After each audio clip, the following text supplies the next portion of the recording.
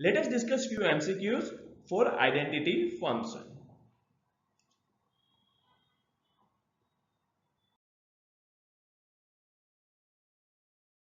First question. What is used to identify the critical systems, networks and data based on their criticality to business operations? Correct answer is BIA, that is Business Impact Analysis. BIA is the process to identify the systems or the processes that have more impact on business processes. So, on the basis of BIA result, resources are allocated to protect that particular systems and processes.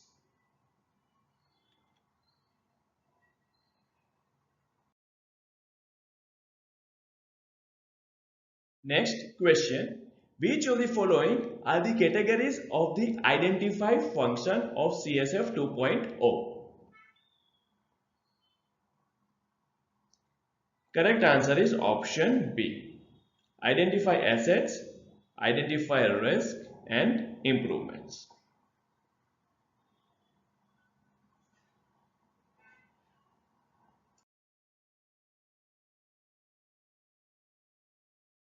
Inventories of data and corresponding metadata for designated data types are maintained. What does metadata indicate here? Metadata means details about the data such as where the data came from, who is responsible for managing the data, structure or format of the data, date of creation, etc.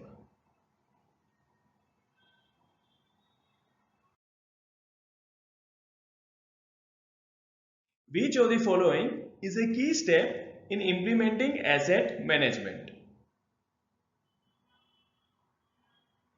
Correct answer is creating and maintaining a list of IT devices used within the organization.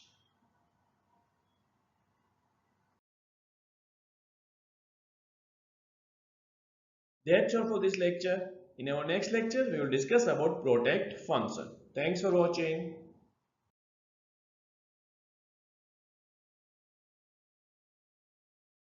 If you like this video and want to have complete access to our CSF 2.0 course, please do check the link available at the description.